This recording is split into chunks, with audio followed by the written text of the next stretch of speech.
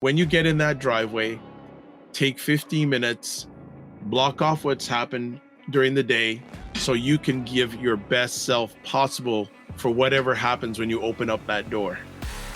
Welcome to the Dad Central Show, the podcast that helps overwhelmed dads conquer stress and build confidence to become the family your father brags about.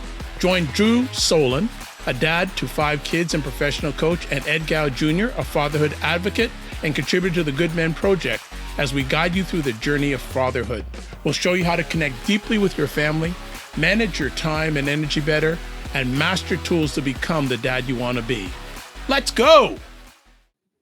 What is up, everybody? It's Ed Gow Jr. of the Dad Central Show and Dad Central, digitally sitting beside the guy who likes my background. What's up? Yeah, Drew Solon of Dad Central and the Dad Central Show. Your background, I'm not sure what it is. There's just something really cool about it, and you look like you're in like some sort of futuristic like space pod, I'd say. But it makes you look also very, what's the word? Important. Like you're the captain of the ship. So. Okay. Well, I'm the co-captain of this ship. Well, doing a good job, co-captain. Well, thank you. Well, thank you, co-captain. We are the co-captains of the Dad Central Show, which is sponsored by Dove Men Plus Care. Dove Men Plus Care believes that care is the best of a man because when men care for themselves and others, there is a positive impact. So today, myself and Drew, we're going to talk about a really lifelong fatherhood topic, self-care. Drew, when I talk about fatherhood and self-care, what comes up in your mind? That's a good question. What does come up? I think that this is somewhat new as far as fathers being like, what? Self-care? I think if you go back 20, 30 years, dads would be like, what is that? What the heck are you talking about? So I think this is a recognition that maybe going through the pandemic, maybe just going through, all the world's gone through, to recognize, if we're not caring for ourselves, then it ultimately leads to breakdown, leads to unhealthiness, it leads to burnout, and it leads to sometimes broken relationships, broken families, and the loss of actually a father's influence on their family or in their life. So I think of self-care, I think it's these two potentially opposing perspectives, and recognizing there's value in understanding self-care, and recognizing that everyone's self-care is going to be different. Those are my thoughts. How about you? Yeah, well, a number of things. Self and then care. Self, then care, breaking it down, managing yourself, and the care not only has impact on yourself as a dad, father, male caregiver, and others. And also it's part of Dove Men Plus Care.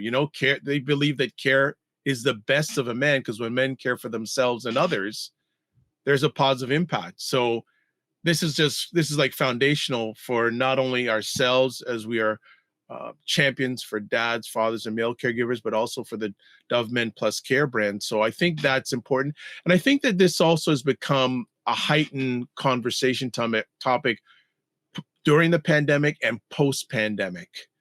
One of the words you hear more, I'd say probably one of the top 10 words you hear, and probably still, whether it's with this subject or others, is that self-care. You hear that all the time, but we want to really drill in regards to fathers, dads, male caregivers in regards to that. So we're going to have a unique way of presenting self-care today. We got something really, well, we always have great conversation, but we have a great way. But what we're going to do is we're going to take each letter in self-care and align it to a characteristic and relate it to fatherhood. So our first letter is S, solitude. Drew, kick it off. Yeah, well, the idea of solitude could be misconstrued. So I think for me, when I thought of the idea of self-care and solitude, sometimes we need time for ourselves. even if it's just 5 minutes. I remember a few years ago, he's been a guest on our podcast, actually, JT Sui. He's a former roommate of mine. We played football together. And, he was a father, at this time when we were talking, and I was expressing how stressed I was feeling. And, he responded, Drew, even if you just take 5 minutes at the start of the day, here's what I found to work for me. Even if you find 5 minutes for yourself, he's like, that's really important. And I always remember that conversation. I thought, yeah, 5 minutes is doable. And what I started doing was just simply stepping out of the house and walking to the back of the yard. We have a nice deep lot, and just taking a few moments to hang out. And I find even that process of creating space for myself, finding some solitude, was helpful for me. And so every person is going to be a little bit different, but the ability to set a time and space for yourself without the demands, the distractions, the constant noise that comes with family life is very can be very healing and can be very re-energizing, since we need to manage our energy. So whatever that looks like, I think there's value in starting with time and space for yourself through solitude. Yeah, I 100% agree on that, and especially when it comes to the role of fatherhood, because so many fathers, they're doing, they're doing. What are they doing to be? A number of years ago, and I think I've brought this up in another conversation, I was helping a young father in San Francisco. I wasn't there. We were doing it virtually, by the way. And he said that he would get home from work and he would go right into the house, and the house was like mayhem. And I said, whoa, whoa, whoa. And I made this suggestion. I said, when you get into the driveway, take 15 minutes just to relax, block out what's happened during the day, because he had a pretty intensive job. Well, I think he ran his own mortgage broker company, and that's pretty high tense, etc. I said, when you get in that driveway, take 15 minutes, block off what's happened during the day so you can give your best self possible for whatever happens when you open up that door. Whether it's yelling or screaming, whether it's one of your kids coming up and jumping and hugging you. So you set yourself up for success as much as possible. And doing that solitude and reflection can mean a lot. And whether if 15 minutes is too much, yeah, start with 5, but just do something to just have your own time, you know? That's what I think. Yeah, I think the key that you talked about is we're doing, doing. And when you are doing for everyone else, you're not taking the time that you might need. It's the old adage, in the event of emergency and the oxygen mask comes down, you put your oxygen mask on first. So ultimately, you don't want to get to the crisis point. So taking bits and pieces of solitude can help prevent that crisis piece. 100%. 100%. Let's go to the next letter, E, excitement. So again, from my perspective, if there are things in your life that you don't get excited about, it's going to be pretty hard. And so I think there's an important element of what is in your life, or what can you add to your life that gives you or provides some form of excitement at the doing it. That might be date night with your significant other, and it's once a month or once every 2 weeks, whatever it is. That might be the opportunity, and you try new things. Does that provide you excitement? Is it something more for just yourself? So for me, I actually get excited about going to the gym and having a great workout. Whatever it is, that if you don't have something that creates any form of excitement in your life, then I feel like you're missing out, and you're missing a key part of caring for yourself, because you really have to evaluate, what am I doing then if I'm not getting excited about it? That's just my perspective. Yeah, that's a really good point. And one of the things I love doing when I sit down with a father or man is I always, if I get to it, I ask the question, what's a goal, dream, and desire that you haven't reached that you've wanted to reach? you know, and many a time the person receiving that, there's dead air and silence for a few moments. And and just piggybacking what you said, Drew, that if you don't have the excitement, it's sort of like shooting a bow and arrow up in the air and expecting it to hit something. You're not focused on something. You need to bring that. What are you fighting for? What is the joy? And I think too, piggybacking on that, yes, it should be excitement, but it should be excitement that benefits you and others. I really feel that that excitement, it definitely it impacts you, but if it's good excitement, especially if you're a dad, it's gonna maybe help your family, help your partner. It's you're excited, and that trend. And when they see you doing something that you're excited about, as long as it's well intentioned, that can flow on to other members of your family, right? So the Mhm. excitement, yeah, and again, as we always say, when you're a dad, you're always being watched, right? So if your kids and family see you're not really happy or not really say something, that could reflect on them. Not only then, Mhm. but down the road as they grow up and be older. So there's the excitement. Anything you wanted to add on that? Because I see that see that you may want to add to that. I think no, I don't have to add anything to it. I think what you said is spot on. So Okay. it's great. All right. Let's do L for laughter. If you are old enough to remember Reader's Digest, they all had a segment. Laughter is the best medicine, and it's a bunch of jokes on the page, and there's a lot of truth. And also, if you are old enough to remember the movie Patch Adams, Patch Adams was that doctor who, brought silliness and laughter into his pediatric care.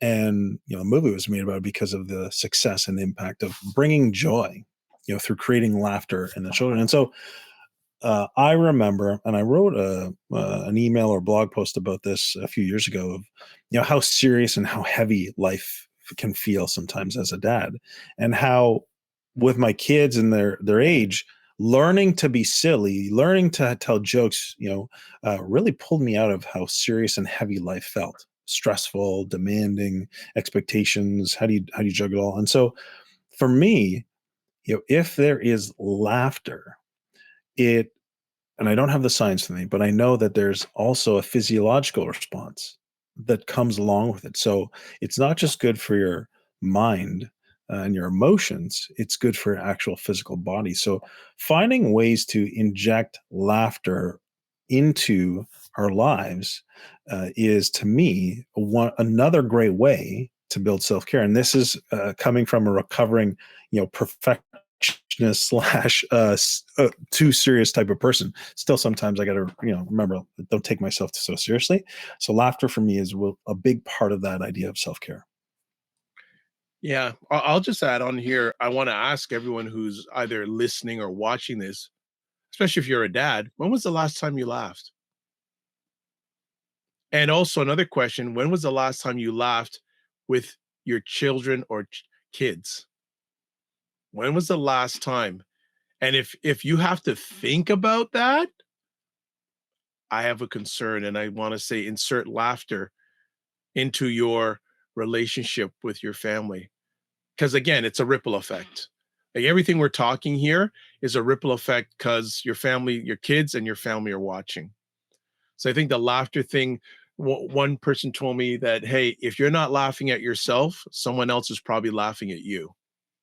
So why don't you start with the laughter at yourself first? And it's a and it's a way of fun too. And the world needs, especially these days, dads, the world needs more laughter and more fun. So why don't you be the catalyst of it with yourself and your family? So there's the laughter. Let's go to fun, fitness, and friends. Now I know the fitness is a Drew thing, so I'm gonna let him handle this. Yeah, well, laughter and into fun, I think, is a nice complement. But then also the idea of fitness or our health, along with friends, I think are all add a tremendous amount of value. And sometimes all three of those things can be combined. In my case, the Spartan race, where you've got a whole fitness culture.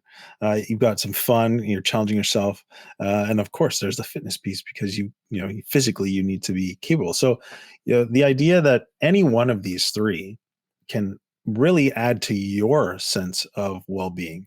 And to me, if again, similar to that idea of excitement, if there isn't anything that you look forward to that's fun, if there isn't, and we've done shows about health, our health as our wealth, and of course, the idea and importance of connectedness and social connections, and of course, having gone through the pandemic, the negative impacts of isolation. All three of these, or any one of these three, to me, give fathers something back, right? Because we are giving out, we're pouring out, we're providing, we're doing, we're achieving, we're working hard. And so these to me are ways we can refill our tanks in ways that are valuable and mean a lot to us. Yeah, the fun, fitness, and friends. I love that. Of course, there should be fun. The fitness thing too. It incorporates one of the things we believe here at Dad Central about the importance of play. It's really, really having fun and the fitness and friends. Just talk about the fun and fitness, having that play incorporated in the development of the father child or children relationship is really good. And the exercise point, hey, for a lot of the children these days, they're not getting enough exercise time in school. So, hey, why not incorporate it at home? Why don't you? 100%. Yeah, even though it's like not intense fitness, there's a gentleman who lives around the corner from me, and every evening after he finishes work, he goes on a walk with his his partner and his daughter. Not intense fitness, but they're having a walk and they're getting some exercise, and I'm sure they're having great conversation. It's and just that quality time incorporated in the fitness end. And then the friends piece, your kids are watching. And I grew up, and I still have that. When I grew up, my dad's closest friends, I regarded them as uncles and aunts, even though they were not blood relatives. And I saw the relationships that he continues to have with his friends. Like some of them, like one of his best friend, he's known for over 70 years. Hmm. I saw that relationship, and it's a great molding for me, and then also family, of the importance of the friendships. Because again, your kids are watching, and if they see that those tight bonds that you have, which will lead in the next letter C, connections, but they see that friendship is important, especially other men that you're having friendships with. Mhm. Just shows the importance, the role of fatherhood and family and relationships. So just wanted to add that on there. All right. Yeah, those are great points. Yeah, and now this is one of Drew's favorite things, connections. So I'll let him go on this. Yeah, well, thanks for the opportunity to start. For the next 3, you get to start, and then I get to come in. So connections to me is the core of, strong relationships. And as a dad, and everyone's fatherhood situation is slightly different, but your partner, your wife, the kid's mother, if you're in relationship with her, is the most important and crucial connection. And so that to me takes, primary stage when I think of connections. If you are experiencing a disconnect in your, intimate partner relationship, that is going to significantly impact your own well-being, because that has so much value for you in terms of having, relational needs met, as well as working collaboratively as parents, and the connection and the security that your children get from observing the power and value of that connected relationship. So to me, I know it's connections and it can go broader, but I think it really starts at the most important connections. And of course, if you are in a situation where you're not in relationship with your children's mother, the other people who are closest to you, they say you are the sum of the 5 people that you're closest to. And so or in the example of Brian Ward, and who's the host of the Data podcast, he has his advisory board. Do you have those people who you are, as you were just talking about, who you are closest to, who spend the most amount of time with, who you feel at ease and at peace and trusted, that you don't have to put on airs. You don't have to be a certain way. You just show up the way you are, and they fully accept you. And you are so. I think those to me is where I'm coming from when it comes to connections, primarily with your children's mother. If you're in relationship, is that connection strong and healthy? And then are the people who are closest to you, are you well connected to them? Like that. I'm going to go down deeper on this connection bit. I look at it as a three-pronged thing. Dad, what's your connection with yourself? What is your connection with yourself? Is what you do aligned with who you are? Do you have that alignment? Right? Because it all starts with you, Dad. It all starts with you. And then the next say is, what is your connection with your family? What is your connection with your family? Do you have that strong connection? First you, then your family. Do you have that base connection with your family? And of course, there's going to be moments where you're not aligned. Hey, we're all human beings, 100%. But do you have that connection with your family? Do they align with you? Do you align with them? And then the final part of the connection piece, what is your connection with other men?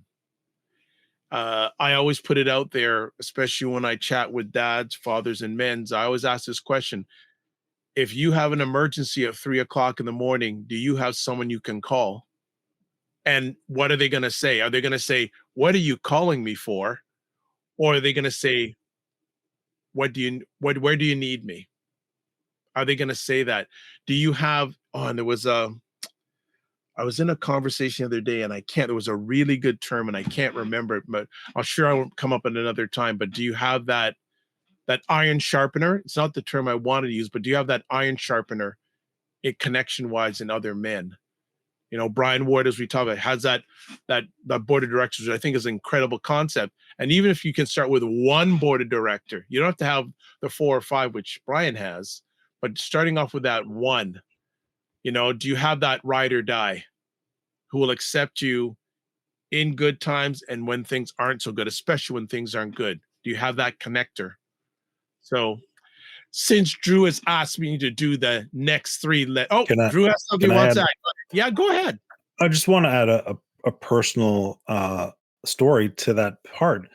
When I think about what I experienced with the high conflict separation and really awful experience that I had starting in March 2021, there were a handful of friends who have were with me through that entire situation. And no matter when I needed them, I'd pick up the phone and I'd call. And I could call different ones for different reasons, but either way, I could call them and they were there. And I can say without a doubt, if I did not have those connections, I don't know where I'd be today. So I can say that the more that we have these people or build these close connections into our life before the crisis or the chaos comes, then we're much more likely to weather the storms, because the reality is storms are coming. It's just, are you ready and prepared for them? So in caring for yourself and making sure you can make it through those things, connections are like your lifeline when they come. Yeah, I'll add to that.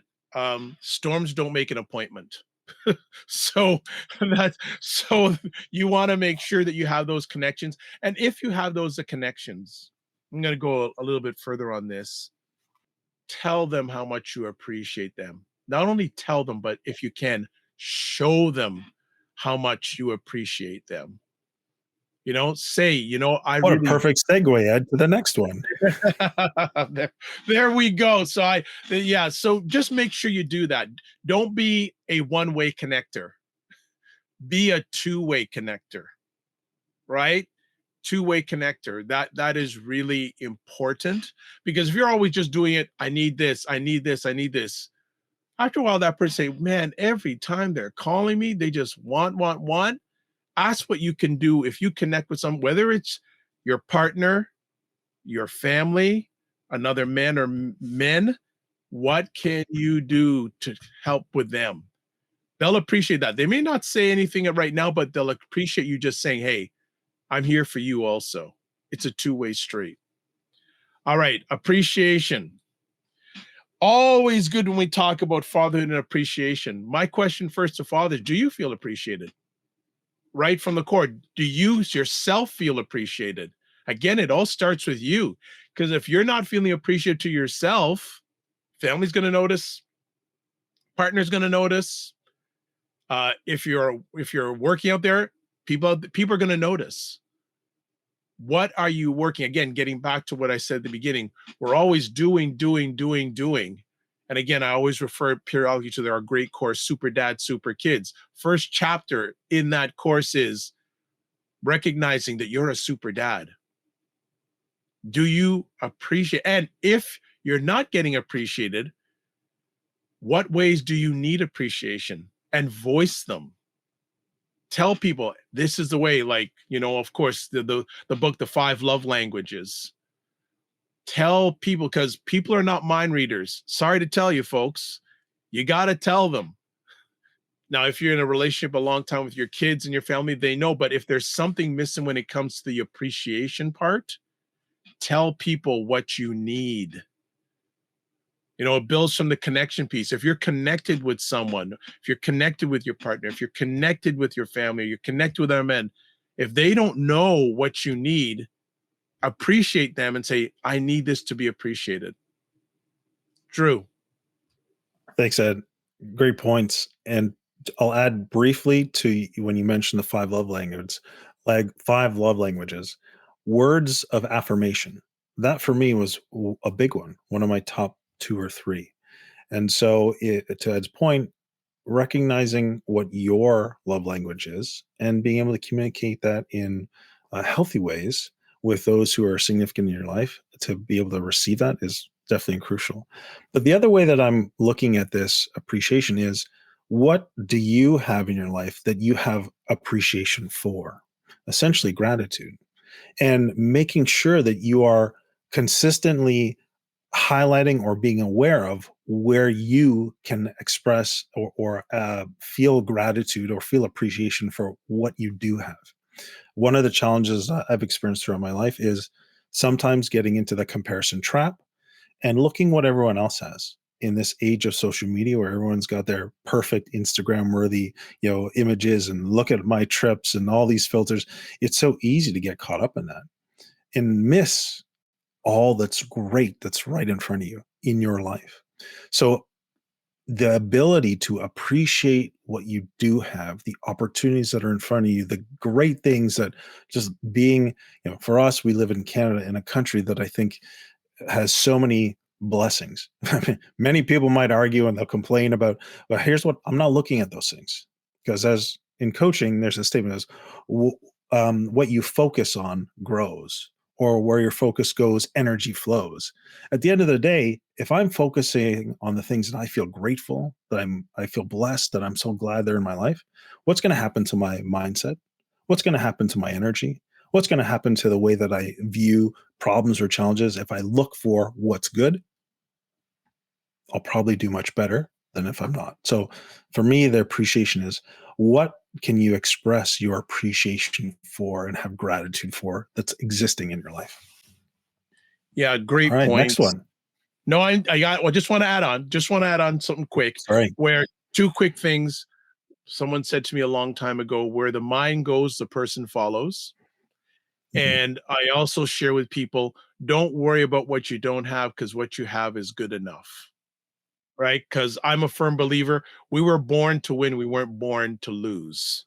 Mhm. So going on to the next, R, reflection. Do we take time to reflect? And you've got to be careful. Don't get in the weeds on reflection. But it's good once in a while to sort of reflect on where you have been, where you are, where you're going. Don't beat yourself up, but it's good to take a pause once in a while, put the brakes on, like I did last night. It was a beautiful evening last night, and I just sat on my veranda and just enjoyed the evening and reflection and saying, sort of like doing a little bit of a balance sheet on my journey at this time. So again, now in order to do reflection, you've got to invest time to do it.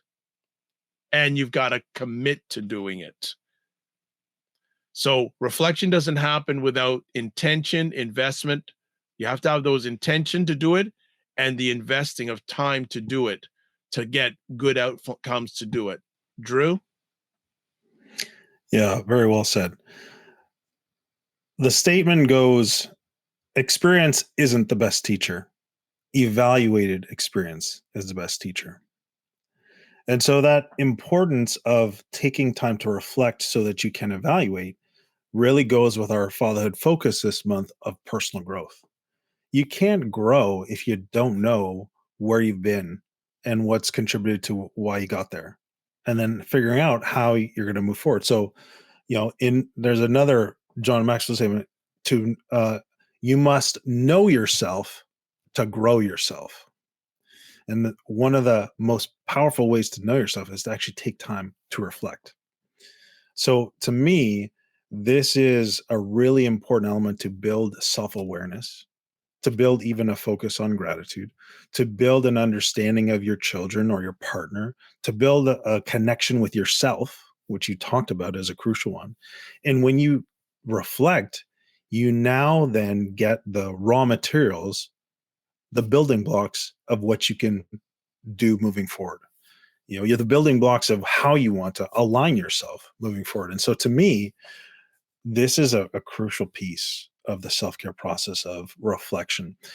The other thing is I've read, many business books, and this business book was sharing the story of Truett Cathy. He's the founder of Chick-fil-A. And he on a regular basis, pretty much every quarter, has reflection. So I think, don't quote me on this, but every week he has a set time of almost like an hour. Every month he's got that building time even more. Every quarter he's got a full day, I believe, set aside, and then every year he's got like a almost a week. And so that's a crucial piece of any.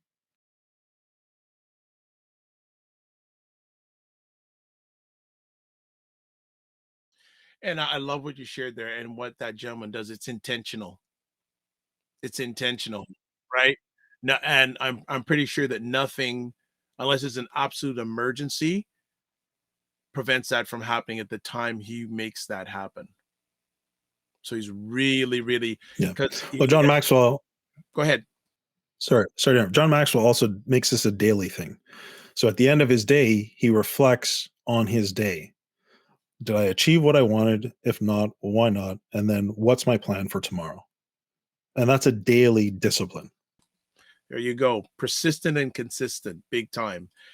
And let's finish off with the E, which is foundational, emotional well being, which I think ties into everything that we're doing here. Are we taking time to measure our emotional well being? Dads, are you taking time? And if your emotional well being isn't right, ask for help. Ask for help. I'm a strong believer now that the best way for many of us to move forward, dads, male caregivers, fathers, etc., is ask questions. If something isn't all right, well, I'll use this analogy. What happens if you don't get a tune-up after lots of miles on your car? It could go crazy. So do that oil, lube, and filter to check out your emotions. And if they're good, fantastic. If they aren't, what do you need to do, whether it's in yourself or asking for help, to have that emotional well-being be the best it can for you, your partner, if you have one, and your families and those who you deal with? Drew? Yeah, for me, this one is vital because how men have been socialized to stuff and deny emotion. It's like all we are is logical, and we can't. The reality is we all have emotions. Like we come out of the womb as human beings, we have both logic and emotion, and you can't if you deny one, it creates an expense of the other, because the reality is there's a huge problem in men: suicide, right? The depression, all these issues. From my perspective, they're rooted in the denial and a refusal to actually allow time and space for real emotion. We all experience emotions. And when we don't allow them, or we don't accept or even acknowledge the fact that we do have emotion, we are actually denying a part of ourselves. And so and a part of that socialization or culturalization is that, men don't cry, it's weak, you're this, you're that, which is all garbage. The reality is that when you feel and express those emotions in healthy ways, that energy, that's essentially that emotion, is dissipated and you're free to move forward. And that's why empathy as a dad, in terms of a tool with your children, is so important, because it allows those emotions in your child to be expressed and accepted without fear of judgment or being squashed or denied. So for me, and I get pretty passionate about this one, I believe wholeheartedly that the more that we allow time and space for our own emotions, reflection can be a huge catalyst for helping that come out. And we learn to process and heal, because many of us have our own father wounds, our own relational wounds, our own career wounds. Like, we've got wounds. But when you take the time to allow your emotions to process and begin healing from them by acknowledging and accepting them, you become healthier, you become better, and you become more resilient. Truthfully, you want to be mentally tough. Well, process your emotions, because you're going to be able to handle a lot more than the person who doesn't. Because eventually, like that car that hasn't had that oil, lube, and filter, it's going to break down. Whereas the car that has had the consistent maintenance, guess what? That thing's running a lifetime, baby. You take care of it, it's going to outlive any other vehicle. Half a million kilometers and going strong, right? That's right. All right. Well, that's fantastic. So let's just go over each one of the letters. S for solitude, E for excitement, L for laughter, F, fun, fitness, and friends, C, connections, A, appreciation, R, reflection, and E, emotional well-being. Drew, anything you want to add before we shut it down? The only thing I'll add is that it is not selfish to care for yourself. In fact, it's the most selfless thing you can do, because all the people that are depending on you as a father need you to be at your best. And you're also setting an amazing example for your family that says, I'm worth investing in. And then hopefully your children and your spouse will catch that and say, hey, I'm worth investing in too. I need time for myself. I need these things for myself. And we create a healthier family as a result. Excellent. I'll just add on to that. When you're investing your emotions in a good way, it's like investing in the stock market.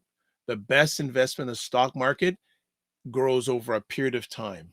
It's a long-term thing. It's not, if you're going into the stock market to make a quick money, a lot of times it don't work out and it doesn't end up the best. But if you're in for the long-term investment, that is what's really key.